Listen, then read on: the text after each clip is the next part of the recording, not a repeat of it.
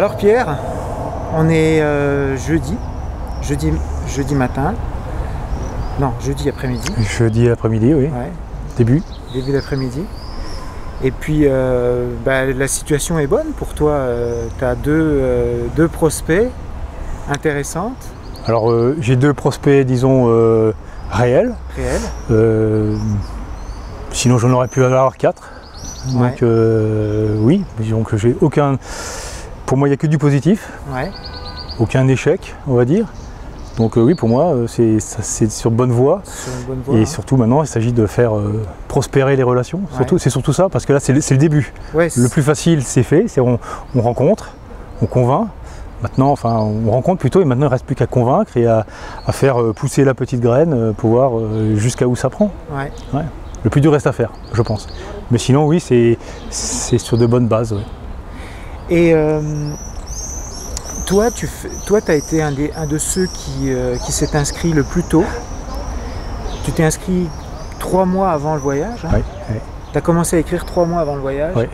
Est-ce que tu regrettes, ou si c'était à refaire, tu referais ça? Alors, j'ai été victime de ton succès, clairement, parce que je me suis inscrit très tôt. Dès que l'ouverture de la chasse, entre guillemets, a été possible, je me suis inscrit parce que je voulais absolument faire ce voyage de groupe précis à cette période-là, et je voulais être absolument inscrit.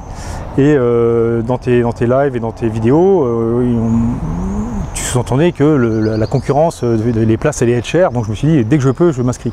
Donc j'ai communiqué avec quasiment toutes les dames pendant 2 mois et demi, presque 3 mois. C'est beaucoup, il faut tenir.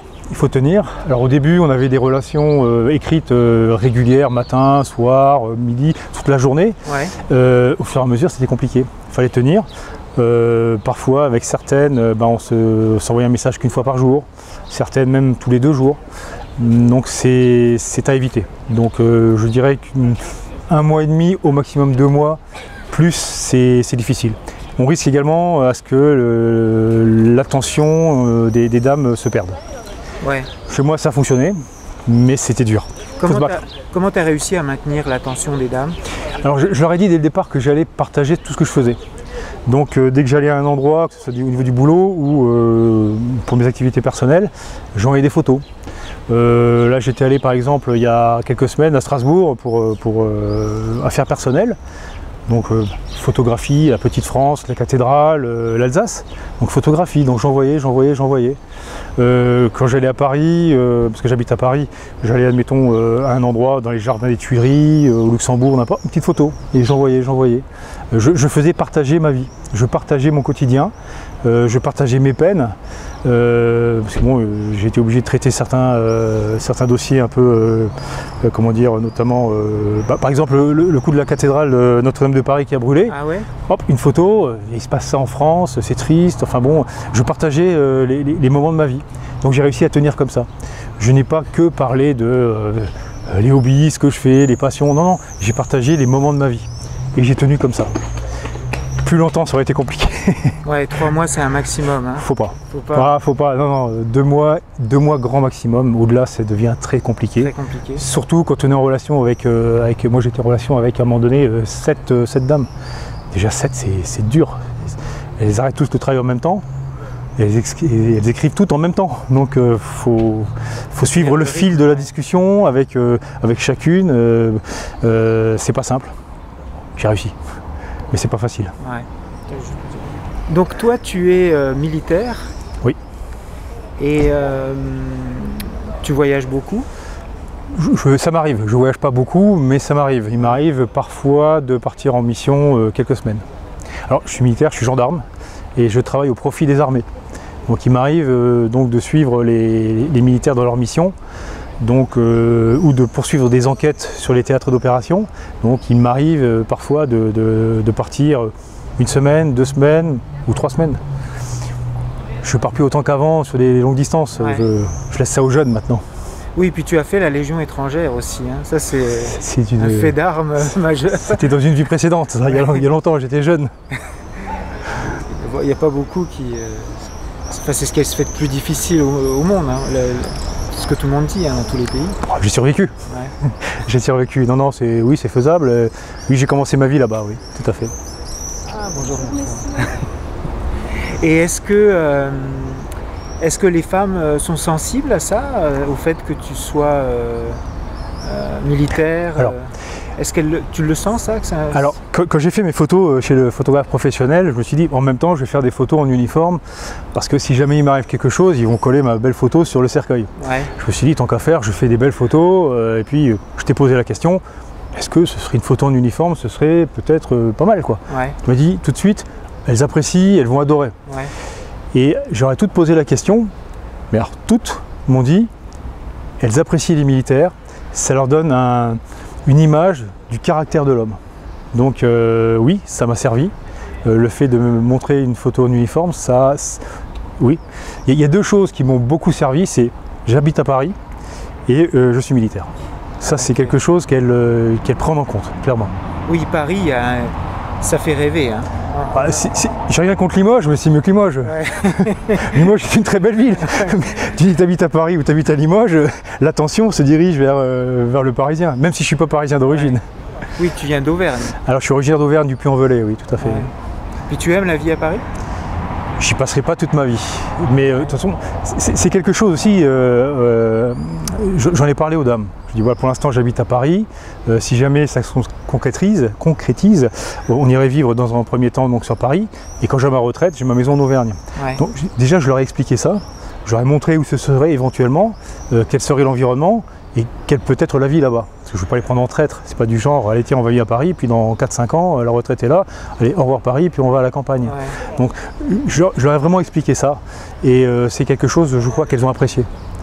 Donc c'est pas une mauvaise surprise qui risquerait éventuellement d'arriver dans quelques années. Ouais. J'ai voulu vraiment les projeter sur quelque chose de plus lointain. Et est-ce que tu as déjà planifié un peu le futur, toi, ta vie de couple, par exemple, tu veux avoir des enfants ou des choses comme ça? Est-ce que tu en as déjà parlé avec les femmes de ce que tu veux faire après?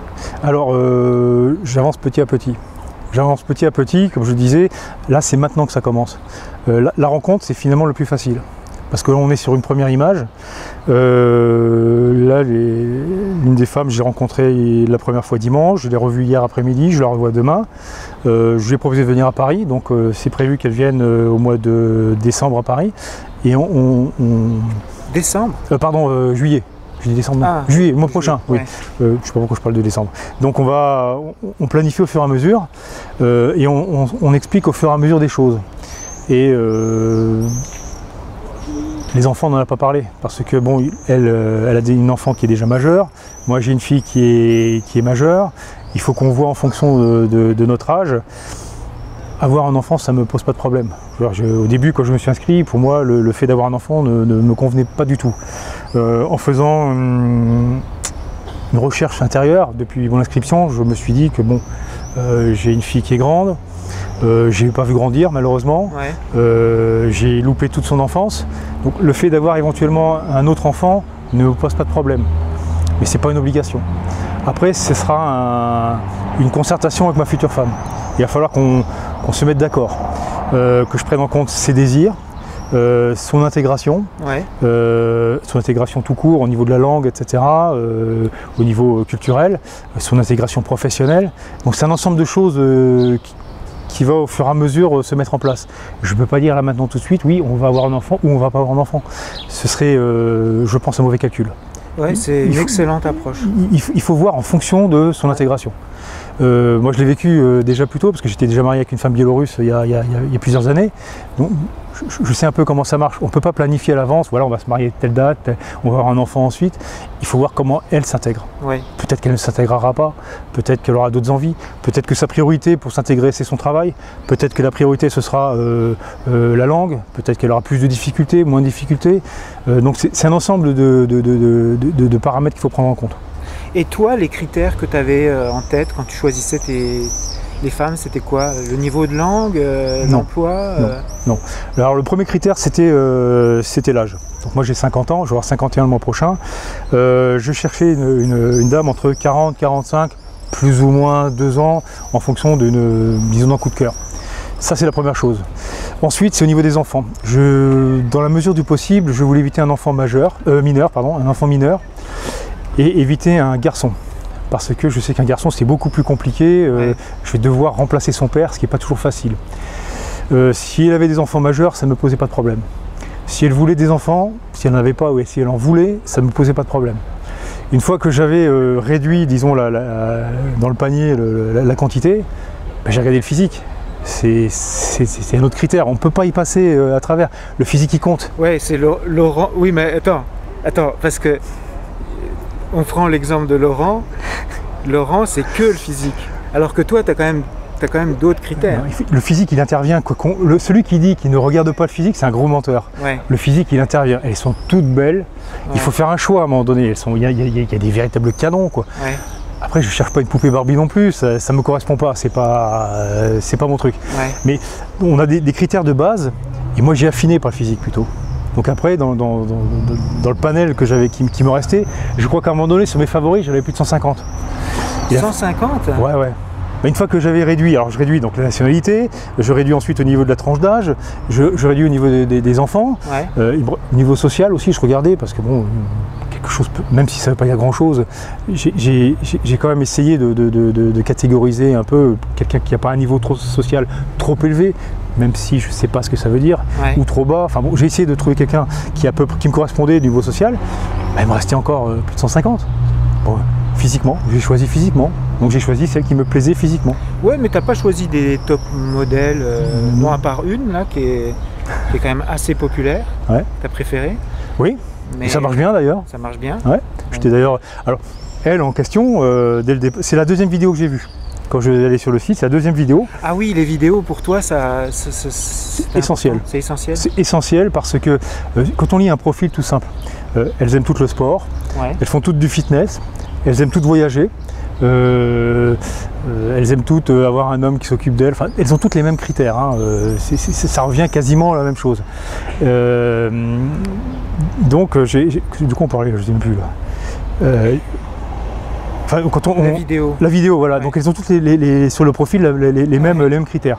Donc à un moment donné, les vidéos c'est essentiel parce qu'on voit comment elles s'expriment, on voit comment elles se comportent et on voit le visage, disons, en 3 dimensions en quelque sorte. Et donc on arrive à se faire une idée. Et sur toutes celles que j'ai rencontrées, il y en a 2 qui étaient en vidéo. Ouais. C'était tes 2 préférés? C'était mes 2 préférés, oui, clairement. Ouais. Et je ne me suis pas trompé. Ouais, t'as pas eu de surprise en fait? Non, bien au contraire. Bien au contraire, j'ai eu des très bonnes surprises parce que... Mieux que la vidéo. Tu as appris des choses en plus par rapport à la vidéo? Oui, oui, après, disons, ça m'a conforté. La rencontre m'a conforté par rapport à ce qu'elle disait en vidéo. Ok. Voilà. Et après, bon, c'est sûr que la vidéo, ça change physiquement, elle s'habille différemment, elle se maquille différemment. Mais donc, la vidéo, c'est essentiel. Pour moi, c'est clair. Je me suis beaucoup basé sur les vidéos, notamment pour les 2, qui étaient mes préférés, et je ne me suis pas trompé. Tu t'es pas trompé, ouais. Pour l'instant, non. Ouais. On verra ce que ça donne par la suite. Ce qui est surprenant aussi, c'est que l'homme qui choisit par les vidéos, souvent, la femme aussi s'intéresse à... C'est-à-dire que si une femme vous plaît en vidéo, il y a des chances qu'elle aussi s'intéresse à toi en vidéo, puisque c'est ça qui s'est produit. Bah, a priori, oui, voilà, on peut dire que comme ça, oui. Ouais. Ouais. Donc, toi, tu dis que c'est maintenant que ça commence. C'est que le plus dur commence maintenant. Ah oui, c'est maintenant que le plus dur commence. Parce que là, on peut difficilement dire qu'on a réussi juste sur une rencontre. Ouais. On fait connaissance au fur et à mesure. Là maintenant, il faut la téléporter entre guillemets en France. La plupart ne sont pas allés en France autrement que peut-être pour un week-end de tourisme. Donc là, il va falloir la plonger dans ce qui pourrait être sa future vie. Lui faire comprendre l'environnement dans lequel il est possible qu'elle vive. Ouais. Et ça, c'est parce que là, si jamais elle part, elle va pas abandonner, mais disons au moins elle va mettre à distance sa famille, et ses enfants aussi sont majeurs, ses parents, elle va laisser son travail, sa voiture, son appartement. C'est maintenant qu'il faut être présent, c'est maintenant que ça commence. C'est là qu'on va devoir montrer qu'elles peuvent compter sur nous. Donc le boulot, c'est maintenant que ça commence. Oui, ça commence maintenant. C'est maintenant. Là, c'est le plus simple qu'on a fait. Et toi, tu es prêt à investir du temps, de l'énergie pour l'aider à s'intégrer? Alors sans problème, oui. Ah oui, mais oui, c'est des questions qu'il faut se poser avant. Avant d'entamer la démarche, il faut se poser les questions avant, de savoir si on est vraiment prêt de le faire. Oui, parce que la priorité, c'est la langue. Donc, ok, on ne va pas se dire oui, on va lui payer des cours de langue et elle se démerde. Non, il va falloir être présent. Il va faut être présent quand on fait les courses, il faut être présent si jamais il faut aller chez le médecin, il faut être présent si jamais on a des enfants qui vont à l'école, il faut être présent tout le temps. Et il ne faut surtout pas la laisser tomber. Si on la laisse tomber ou si on met de la distance, on se dit bah écoute, on va la laisser faire, elle va perdre notre confiance et c'est perdu quoi. C'est perdu. Donc le plus dur reste à faire là maintenant. Ouais, mais tu es quand même assez confiant. On sent que tu maîtrises la situation. On maîtrise rien, mais oui, après, si on est confiant, on peut aplanir toutes les... En plus, tu as quand même une grosse expérience en ayant eu une femme de Biélorussie avant, en fait. Bah, j'ai déjà vécu tout ça. J'ai vécu tout ça.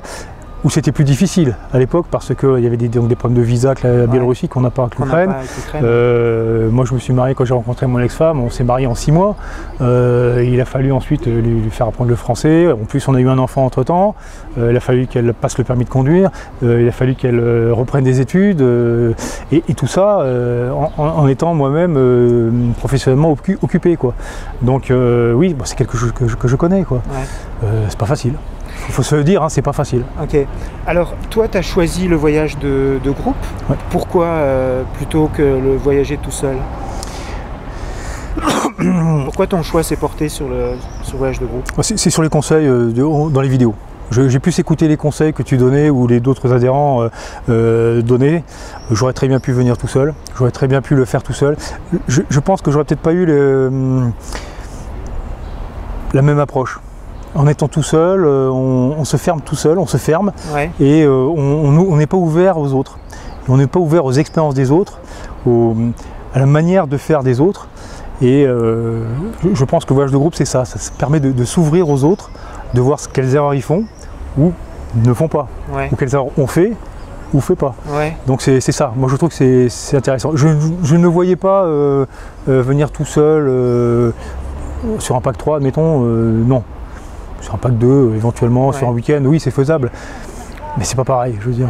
Moi, le groupe, ça m'a plu. On a un bon groupe, hein, moi, je trouve. C'est sympa, on a chacun nos caractères. On a des caractères. On a des personnalités.